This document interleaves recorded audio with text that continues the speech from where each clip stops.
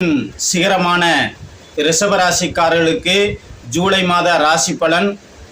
இந்த மாதம் உங்களுக்கு பல வகையில் மாற்றம் தரும் மாதமாக இருக்கிறது. உங்கள் ராசியாதிபதி ரோணாதிபதி உங்கள் ராசியிலே அமர்ந்து இருக்கிறார். அவர் மாதத்தின் பிற்பகுதியில் கடந்து செல்கிறார் தனஸ்தானத்துக்கு. அதுவரை கொடுக்கல் வாங்கலில் சற்று கவனம் செலுத்துவது நல்லது. சிலருக்கு டாக்குமெண்ட் சம்பந்தப்பட்ட பிரச்சனைகள் பல வகையில் சிக்கல்கள் தருவதற்கான வாய்ப்புகள் இருக்கிறது. குடும்பாதிபதி இம்மாதத்தின் பிற்பகுதியில் வக்ர நிலை அடைந்து குடும்பஸ்தானத்தில் அமர்வதால் சகோதர வகையில் சில மாற்றங்கள் ஏற்படும். நல்ல எதிர்பார்ப்புகள் நிகழும். உங்களுடைய முயற்சியில் முன்னேற்பாடுகளில் பல மாற்றங்கள் வருவதற்கான வாய்ப்புகள் இருக்கிறது. கணவன் மனைவியிடையே சிறு சிறு உரசல்கள் ஏற்படலாம். கணவன் மனைவியிடையே கருத்துபாடுகள் வந்து செல்லும். மாணவிய கண்மணிகளுக்கு ஒரு ஏற்றமிகு மாதமாக அமைகிறது. பெண்களுக்கு இந்த மாதம் சற்று கவனம் செலுத்த வேண்டிய மாதம்.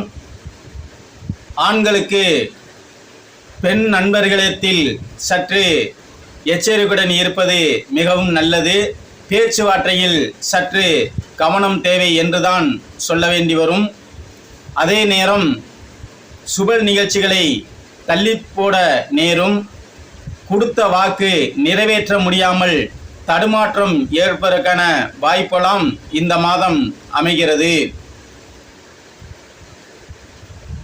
உங்களுக்கு இதுவரை ஏற்பட்டு வந்த மனச்சஞ்சலங்கள் மாதத்தின் பிற்பகுதியில் முடிவுக்கு வரும். கொடுக்கல் வாங்கல் நிலை சீராகும்.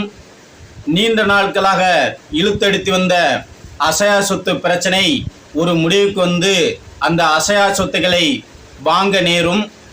இரவு நேர பயணங்களை தவிர்ப்பது மிக மிக நல்லது. உத்தியோகத்தில் இருப்பவர்கள் உத்தியோகஸ்தர்களுக்கு சற்று ஏற்றமிகு மாதம் இல்லை. அவர்கள் இம்மாதம் மிகவும் பொறுமையுடன் இருப்பது நல்லது. சிலர் இடமாற்றத்தை எதிர்பார்த்திருப்பார்கள்.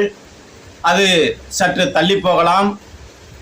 கூடுமானவரை ரிஷபராசிக்காரர்கள் இந்த மாதம் திருச்சி தாய்மான சுவாமிகளை வழிபாடு செய்தால் உங்களுக்கு இந்த மாதம் ஏற்றமிகு மாதமாக அமைகிறது.